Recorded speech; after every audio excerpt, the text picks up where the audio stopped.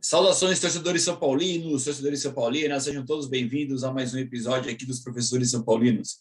Eu, professor Cadu, aqui com vocês, meu fiel escudeiro e amigo aí, o professor japonês.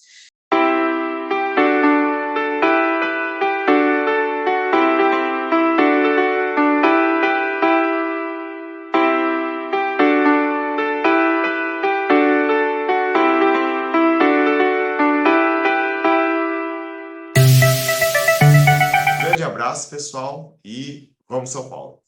Vamos, São Paulo. Até Isso aí. mais.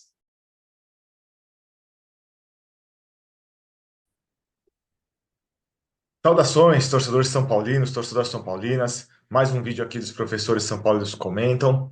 E eu vou falar hoje de um personagem aí que essa semana, nessa última semana, foi muito falado, Ele foi o centro das atenções, afinal ele foi demitido aí da seleção da CBF, que é o Dorival Júnior, certo? Antes disso, dê o seu like se você gostar do vídeo, comentem, dê essa força aí pra gente, inscreva-se no nosso canal, recomende aí para as pessoas, Aqui é um canal feito de São Paulinos para São Paulinos, e São Paulinos de verdade, Não é profissional, não é gente que ligada à direção. Aqui somos torcedores comuns, que não tem 300 camisas em casa, porque a gente somos trabalhadores, trabalhadores comuns. Então ajude aí, trabalhadores comuns, aí no nosso canal. Então vamos lá, pessoal. Vamos falar um pouco do Dorival Júnior. Primeiramente, falando sobre a seleção, eu tô cagando com a seleção, certo? Eu sou completamente indiferente. Assisto de vez em quando jogos, assisto quando tem Copa, assisto quando não tem nada para assistir. Eu já tive mais tolerância com a seleção, hoje eu realmente torço contra, para falar a verdade. Talvez, se vier um técnico estrangeiro e tudo mais, eu acho que até possa voltar, e se alguns personagens também não participarem mais da seleção. Mas não tenho. Tô nem aí se a seleção perder mais uma Copa, ficar mais 100 anos sem ganhar Copa. Para mim. Só que essa conversa respingou no São Paulo, Porque com a demissão do Dorival, muitos, torcedores do São Paulo desejam a volta do Dorival. Dando minha opinião, acho que cada um tem sua opinião, cada um tem seu gosto, sua preferência. Eu acho que o Zubeldia é um super técnico. Eu acho ele um dos melhores técnicos do mundo. Não, não acho. Mas eu dou um voto de confiança para ele pelo entendimento que ele tem da situação do São Paulo, pelo respeito que me parece que ele tem pela camisa do São Paulo e pela maneira com que ele trabalha. Então, eu acho que ele merece um pouco mais de tempo para ver e ser avaliado. Com relação ao Dorival, o que eu acho ali que eu falo para todo mundo? Para mim, na história do São Paulo, o Dorival ele está muito mais próximo do Ney Franco, que ganhou uma Sul-Americana com o São Paulo, ganhou um título com o São Paulo, do que, comparavelmente, aí, de técnicos. Tele, nem vamos colocar nessa história, que ele é incomparável. Mas comparar com o Muricy, por exemplo, com o Paulo Autuori, né? Porque, assim, para mim, o título da Copa do Brasil 2023, lógico, torci, gostei que o São Paulo ganhou, fiquei muito contente que o São Paulo saiu da fila e tudo mais. Mas eu achei que foi um título muito mais eventual do que por mérito do São Paulo, Porque o São Paulo teve um confronto contra o Palmeiras bem equilibrado, onde o Palmeiras estava vivendo a sua pior fase no ano, e o São Paulo soube se aproveitar disso, então méritos para o São Paulo. O São Paulo tinha sido derrotado pelo Corinthians, na semifinal, e virou, para mim, muito mais por causa da chegada do Lucas do que por qualquer outra situação. Acho que foi o Lucas que virou aquele jogo, Fazendo até com que o Wellington Rato jogasse pra caramba lá no segundo jogo também. E na final, o São Paulo fez um jogo bom contra o Flamengo fora de casa, tendo em vista que o Flamengo estava em frangalhos, Porque eles estavam em crise de relacionamento, tática, técnica com o Sampaoli, E no jogo de São Paulo, o São Paulo estava jogando pior que o Flamengo, vamos falar a verdade. E se não fosse aquele chute do Nestor, é, não sei o que seria aquele jogo, certo? Então, para você ver uma série de situações que levaram o São Paulo. E nisso o Dorival, né, teve algum mérito, mas ele não foi preponderante para o São Paulo ganhar esse título, certo? Então, essa é a minha opinião. É, eu lembro também, beleza, eu lembro do título. Agradeço o Dorival, ó, muito obrigado. Mas eu lembro também da campanha do Campeonato Brasileiro daquele ano, em que o São Paulo lutou contra o rebaixamento praticamente até a antepenúltima rodada, até o tal fatídico jogo do Juventude lá, né? E outros jogos também que o São Paulo ganhou, foi ganhar fora de casa contra o Bahia, lá no último jogo fora de casa, aí o São Paulo venceu, né? Eu lembro de muitas coisas desse campeonato. Eu lembro que o São Paulo perdeu do América, que estava praticamente já indo para o rebaixamento, o América com 10 jogadores, e o São Paulo, né? Eu lembro de como o São Paulo perdeu o jogo para Goiás, não ganhou do Cuiabá, né? Porque tem gente que fala mal do Zubeldia que no passado não ganhou do Cuiabá, o Dorival também não ganhou do Cuiabá, tá? É, como o São Paulo foi eliminado pela LDU do Zubeldia, né? Aquele primeiro jogo foi horrendo, né?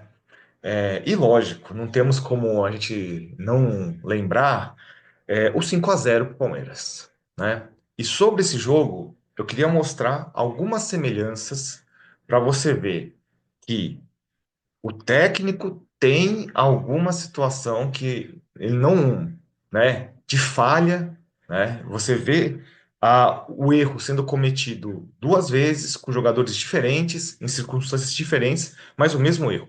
Então, eu queria analisar aqui, vou mostrar aqui para vocês uma figura que eu peguei lá no site aqui, ó, créditos aí ao site Soccerway, né? Muito bom site, você quer se informar aí sobre futebol, resultado, principalmente jogadores, elencos, muito bom site, tá? Sobre aqui, o que aconteceu no 5-0 Palmeiras e São Paulo e 4-1 da Argentina sobre o Brasil. Reparem que a formação é a mesma, né? A formação tática. Porque o Dorival praticamente ele só joga com essa tática ou vai uma variação para 4-3-3, né? Então é um 4-2-3-1 que varia para 4-3-3. Não sai disso. Ele não sai disso. Reparem que a característica dos jogadores elas são bem parecidas. Por exemplo, o São Paulo jogou com uma linha de quatro, né? A diferença é que os dois laterais da seleção brasileira não tinha muita característica de marcação, de ficar mais, né, os dois têm a característica mais ofensiva. No São Paulo tinha o Rafinha, que ficava um pouquinho mais atrás, e o Caio Paulista, que não defendia nada, só atacava. Repare que na seleção ele ainda tentou colocar um primeiro volante, que é o André, junto com o Joelton, que faz um segundo volante. Já no São Paulo, os dois volantes, nenhum era primeiro volante, né? O Alisson foi o Dorival, mérito do Dorival, escalá-lo como primeiro volante. E o Gabriel Neves, né? Que tanto o Dorival como o Rogério escalavam ele como primeiro volante. E na vida dele, ele nunca foi primeiro volante. Ele foi ser primeiro volante no São Paulo e ele não tinha essa característica. Então você vê que é um meio-campo frouxo em ambas as situações. E para frente, é todo mundo que não marca, né? Na seleção, lá, os quatro jogadores ofensivos que marcam. E no São Paulo, ó, o Lucas, né? Que às vezes até volta, tal, mas não aguenta ficar marcando. Rames Rodrigues, que anda em campo. O Michel Araújo também, que era outro que não marcava, tinha dificuldade. Até quando ele jogava de lateral, ele não marcava. Quanto mais jogando mais avançado. O David também, corre, briga, tal, mas não vai marcar ninguém, certo? Então, você repara que a formação é a mesma. E o pior, os dois times que o São Paulo jogou, que o Dorival jogou contra, né? No caso, o Palmeiras e a Argentina, tinha a característica de rechear o meio-campo, né? Estruturar mais o meio-campo, deixar o meio-campo mais cheio de jogadores. E aí você escala praticamente dois jogadores contra quatro, contra cinco, como foi lá no caso contra a Argentina. Então você vê que o Dorival, ele não estuda os outros times, né? Simplesmente ele escala o que ele acha que ele tem que escalar, independente da circunstância. E ele não tem nenhuma adaptação com o esquema de outro time. E aí a gente vem aquela questão. Foi coincidência o São Paulo ganhar um jogo fora apenas do Campeonato Brasileiro que ele dirigiu? Não foi coincidência, né? É, tem gente que acha que ele, com esse elenco do São Paulo atual, vai fazer um miséria. Eu acho que não. Outra falácia. Ah, o Dorival mexe com a base. Vocês viram essa escalação contra o Palmeiras? Quem que era da base? O Diego Costa? O Diego Costa já jogava com o Rogério. Aí, se for falar assim do Beraldo, o Beraldo e o Paulo Maia já jogavam com o Rogério. Esse acho que foi o único mérito do Rogério, foi colocar esses moleques para jogar com mais frequência, né? Como treinador do São Paulo, lógico, né? Então, foi mérito do Rogério. Então, o Dorival não é esse amante da base que alguns estão falando. E é aquele negócio, o São Paulo está endividado, o Dorival vai pedir mais do que o Zubeldia ganha, isso é certeza, né? Porque agora, como ele foi para a seleção, então ele vai estar valorizado, entre aspas. Será que ele é tão bom assim? Essa é a pergunta. Será que se ele fosse tão melhor, ele não teria feito um trabalho razoavelmente melhor na seleção? Que até tem disponibilidade em jogadores melhores e tudo mais, né? Pelo menos estaria em segundo, com uma certa folga, e nem isso ele conseguiu. Então pense só. Na minha opinião, São Paulo não deveria ir atrás do Dorival, qualquer que fosse a circunstância. Tá certo? Grande abraço e até o próximo vídeo.